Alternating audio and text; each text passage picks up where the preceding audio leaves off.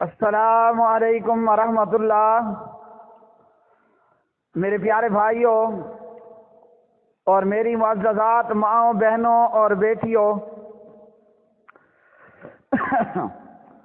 بلوغ المرام کتاب الطہارہ باب ازالۃ النجاست و بیانہا، سبق نمبر ہے 10۔ بسم اللہ الرحمن الرحیم۔ عن عمرو بن خارجۃ رضی اللہ تعالی عنہ قال خطبنا رسول اللہ صلی اللہ علیہ وسلم بمنن وهو على راحلته ولعابها يسيل على كتفي، اخرجہ احمد والترمذی وصححہ۔ عمر بن خارجہ رضی اللہ تعالی عنہ راوی ہیں، فرماتے ہیں کہ پیارے نبی صلی اللہ علیہ وسلم نے اپنی سواری پر مینا میں ہمیں خطاب فرمایا، اور سواری اونٹنی کا لعاب میرے کندھوں پر بہہ رہا تھا۔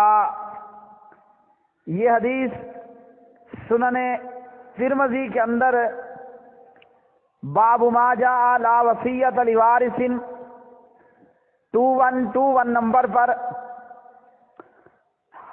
عمر بن خارجہ رضی اللہ تعالی عنہ راوی ہیں،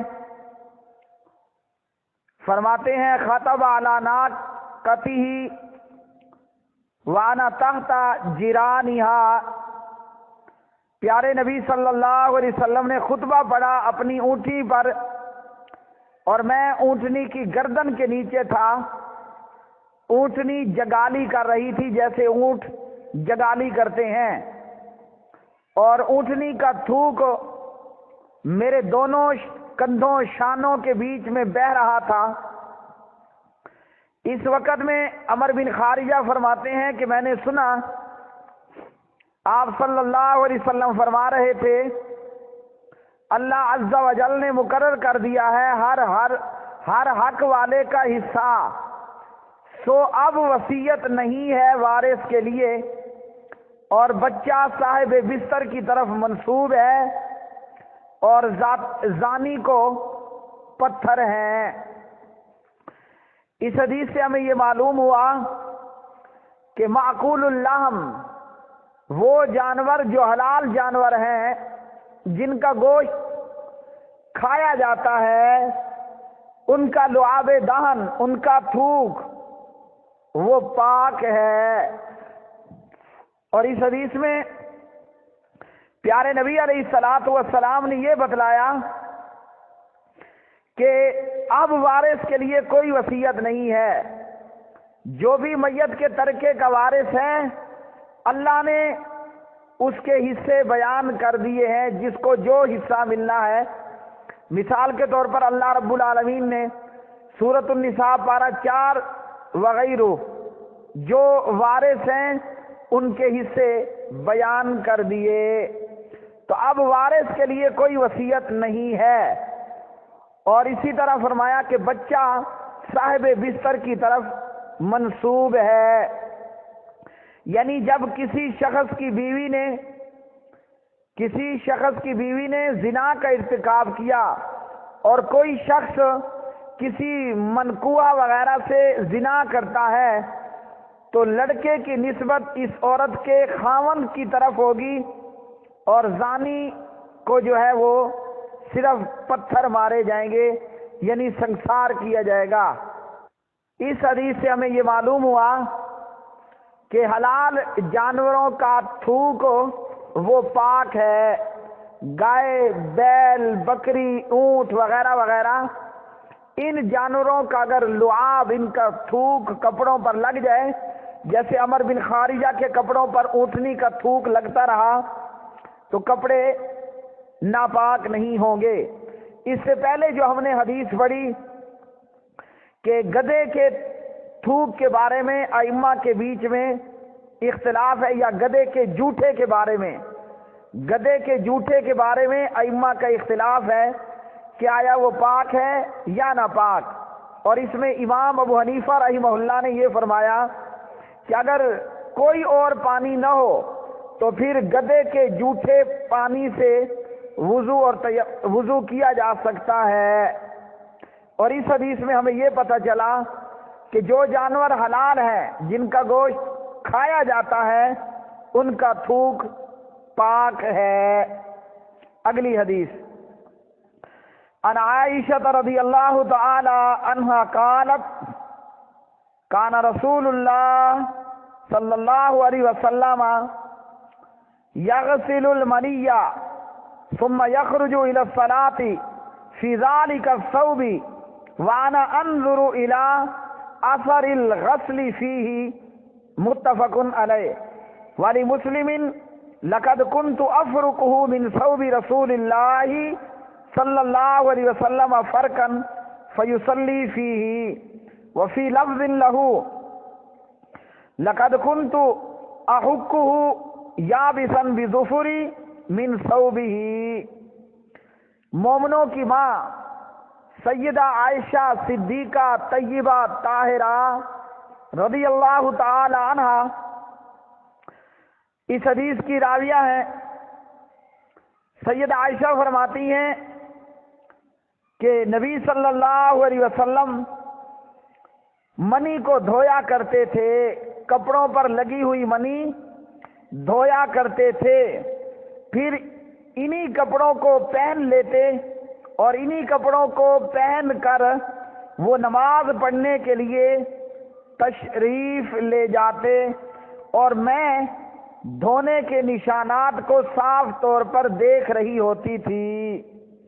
مسلم کی روایت میں عائشہ فرماتی ہیں رسول اللہ صلی اللہ علیہ وسلم کے کپڑے سے منی کو کھرچ دیا کرتی تھی، میں رسول اللہ صلی اللہ علیہ وسلم کے کپڑوں سے منی کو کھرچ ڈالتی تھی،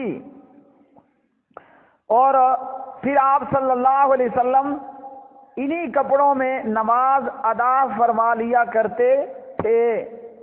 اور مسلم ہی کی ایک روایت میں اس طرح بھی ہے، عائشہ فرماتی ہیں جب منی خشک ہو جاتی تو میں اپنے ناخن سے اسے کھرچ کر کپڑے سے اتار دیا کرتی تھی۔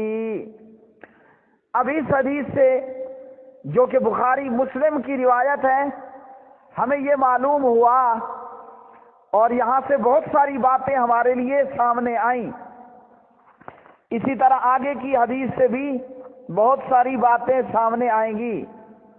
اس حدیث سے ہمیں یہ معلوم ہوا خاوند بیوی آپس میں ہم بستری کرتے ہیں اور کپڑوں پر کہیں منی لگ جاتی ہے، بیوی کے کپڑوں پر لگے یا خاوند کے کپڑوں پر، تو جتنی جگہ پر منی لگی ہے اتنی کو دھو لیا جائے اور انہی کپڑوں میں نماز پڑھ لی جائے۔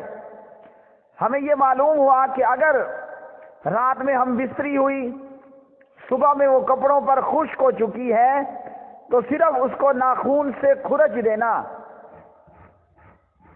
یہ کافی ہے، جیسا کہ سید عائشہ رضی اللہ تعالی عنہ کھرچ ڈالتی تھیں۔ اور یہاں سے ہمیں یہ معلوم ہوا کہ بعض لوگ یہ سمجھتے ہیں کہ جو کپڑے ہم بستری کے وقت میں پہن رکھے تھے وہ کپڑے دوبارہ نہیں پہنے جا سکتے، اور اسی طرح حیض کے تعلق سے خواتین یہ سمجھتی ہیں کہ ایام حیض میں جو کپڑے ہم نے پہن رکھے وہ کپڑے ہم پھر دوبارہ نہیں پہن سکتے، یا اسی طرح خاوند کے کپڑوں پر بیوی سے پیار کرتے ہوئے حیض کا خون لگ جائے تو اس کو بھی اتنی جگہ کو دھو لینا چاہیے جتنی جگہ پر خون لگا ہے۔ آگے امید ہے یہ حدیث بھی آئے گی۔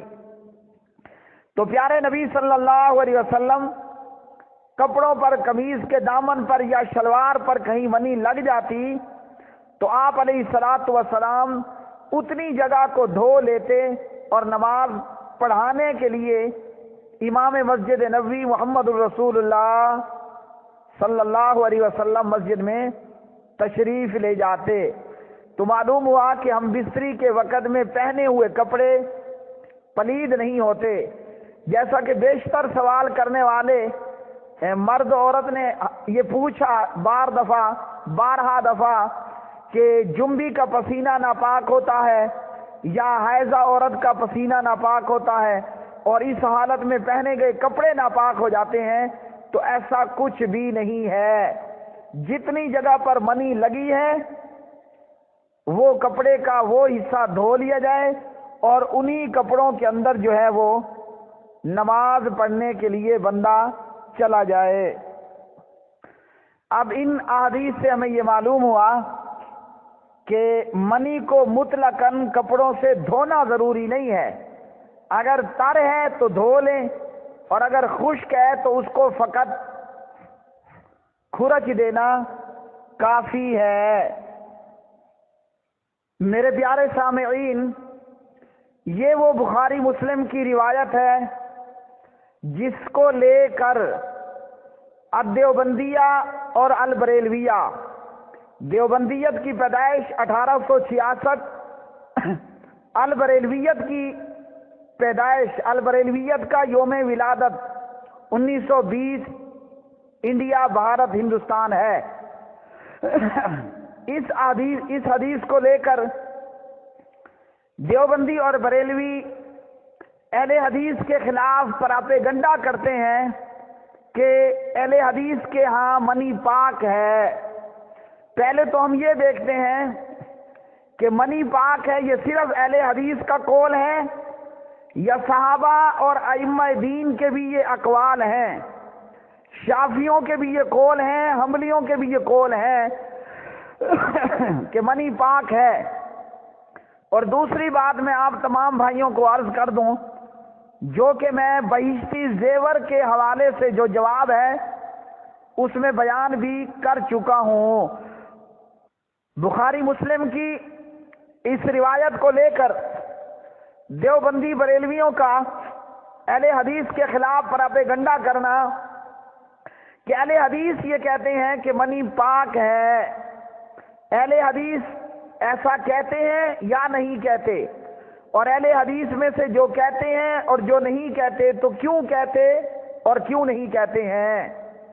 خود الدیوبندیہ کا حال یہ ہے۔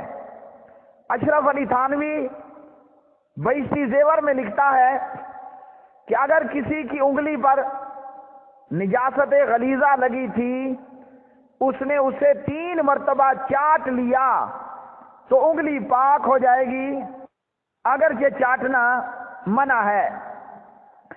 اب نجاست غلیظہ کیا ہے؟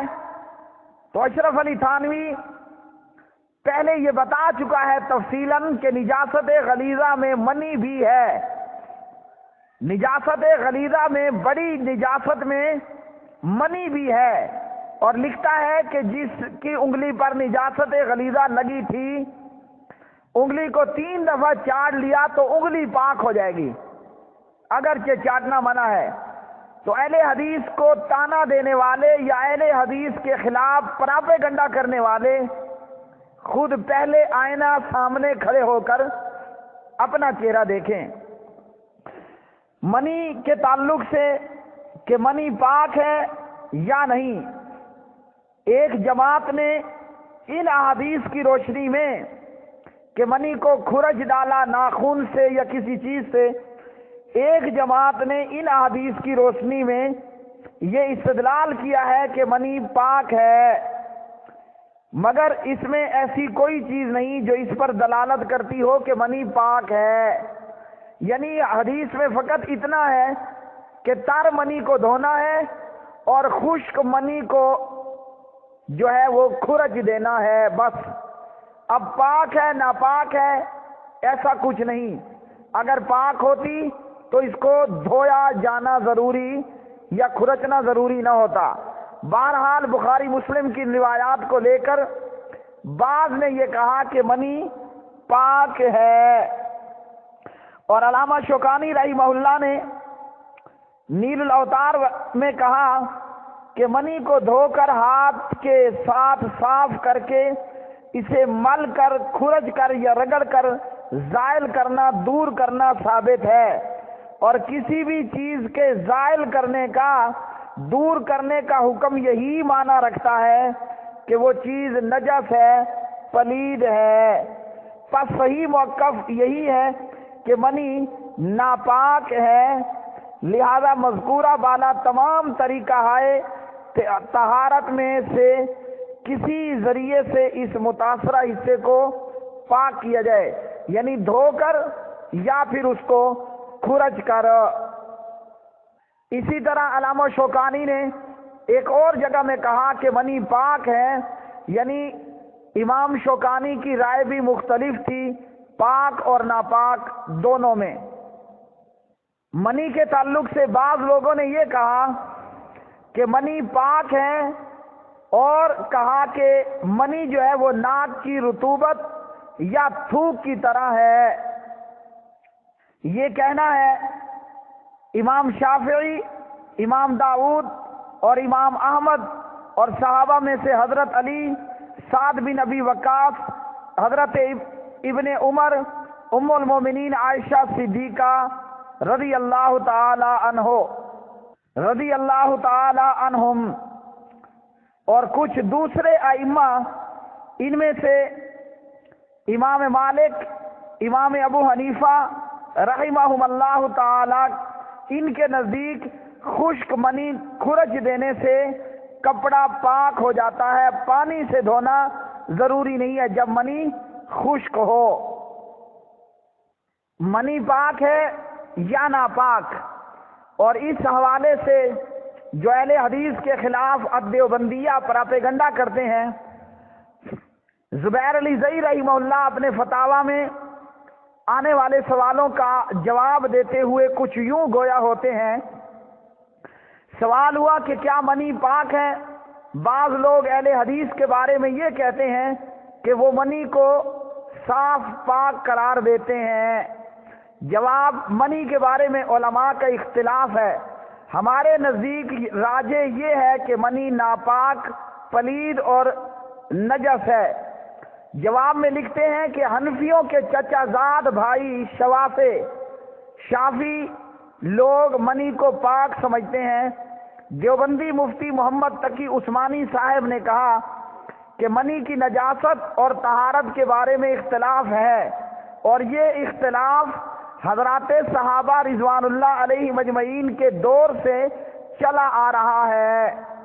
صحابہ کرام میں ابن عمر، ابن عباس، ائمہ میں امام شافعی اور امام احمد رضوان اللہ علیہ مجمعین، ان کے نزدیک منی پاک ہے۔ درس ترمذی۔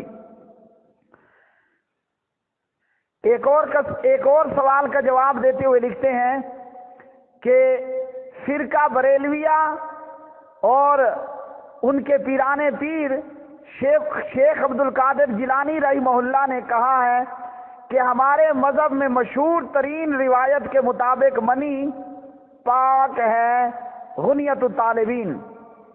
اور حنبلی مذہب کی ایک کتاب الانصاف میں، حنبلی مذہب میں مطلقاً آدمی کی منی پاک ہے، اور جمہور اصحاب کا یہی موقف ہے۔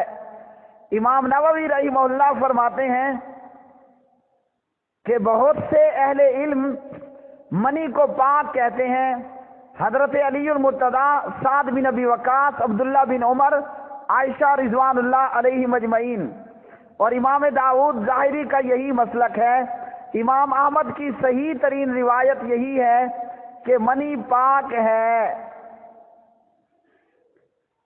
امام شافعی اور اہل حدیث کا یہی مذہب ہے کہ منی پاک ہے۔ شرح مسلم للامام نووی رحمہ اللہ۔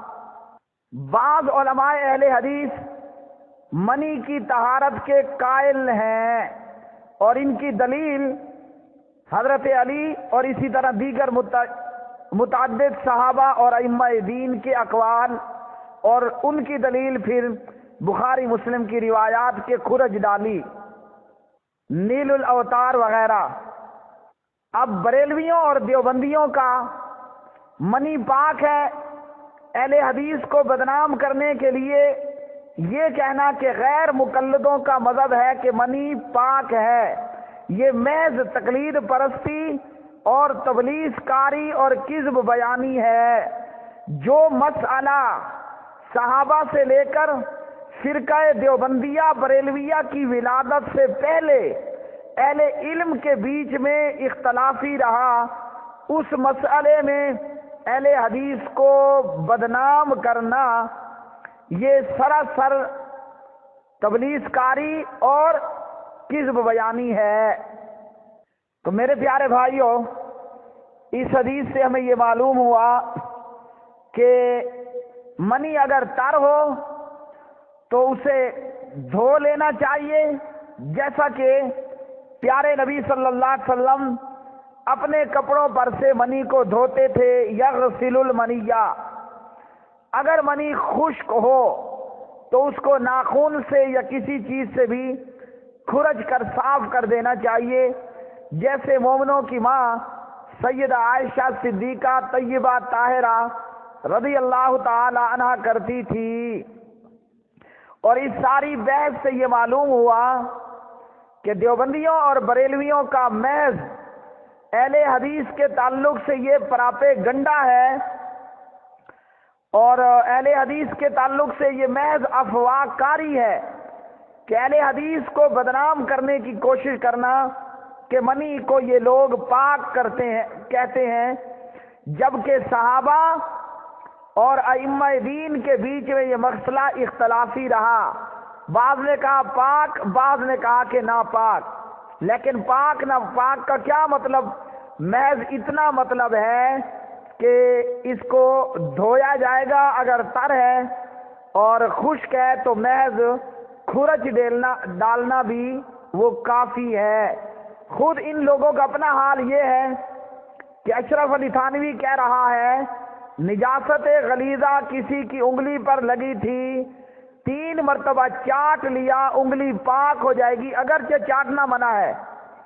بندہ اس حکیم الامت سے پوچھے، جبکہ یہ حکیم الامت نہیں ہے، یہ حکیم التقلید تو ہم کہہ سکتے ہیں، حکیم الامت حکمت نام کی کوئی چیز نہیں۔ کیا اسی کا نام حکمت ہے کہ انگلی کو پاک کرتے کرتے بندہ اپنا منہ پلید کر ڈالے؟ انا للہ و انا الیہ راجعون۔ اگر یہ حکمت ہے تو اس حکمت سے ہماری توبہ، ہم باز آئے اس حکمت سے کہ جو انگلی کو پاک کرواتے کرواتے منہ پلید کر بیٹھے ہیں۔ تو میرے پیارے بھائیوں، یہ ہمیں پیارے نبی علیہ الصلوۃ والسلام کی حدیث سے ایک سہولت ملی کہ منی کے تعلق سے اتنا پریشان نہیں ہونا، تر ہے تو دھو ڈالو، خشک ہے تو کھرچ ڈالو، اور انہی کپڑوں کو پہنے آپ مسجد میں نماز کے لیے جا سکتے ہیں جو کپڑے آپ نے ہم بستری کے وقت میں پہن رکھے تھے۔ کہیں سے گندے ہو گئے ہیں تو دھو لیجئے، بس وہ دھو لینا کافی ہے، اور اب جائیے نماز پڑھیے۔ اور اگر گندے نہیں ہوئے، انہی شلوار قمیض میں جا کر آپ، مرد ہے یا عورت، بیوی ہے یا خاوند، وہ نماز پڑھ سکتی ہے۔ آج کے سبق سے ہمیں یہ معلوم ہوا حلال جانوروں کا تھوک پاک ہے، اور منی کو دھونا بھی درست ہے، خشک کو کھرچ ڈالنا بھی درست ہے۔ اللہ عرش والے سے یہ دعا ہے کہ اللہ خالق و مالک ہمیں کتاب و سنت کو پڑھنے، سمجھنے، یاد کرنے اور اس کو آگے پھیلانے کی توفیق عطا فرمائے۔ اس بدلے اللہ رب رحمان سے دعا ہے کہ اللہ وحدہ لا شریک ہماری دنیا بھی تر و تازہ اور شاداب کر دے، اور ہمارے دین کو بھی تر و تازہ اور شاداب و آباد کر دے۔ وما علینا الا البلاغ المبین۔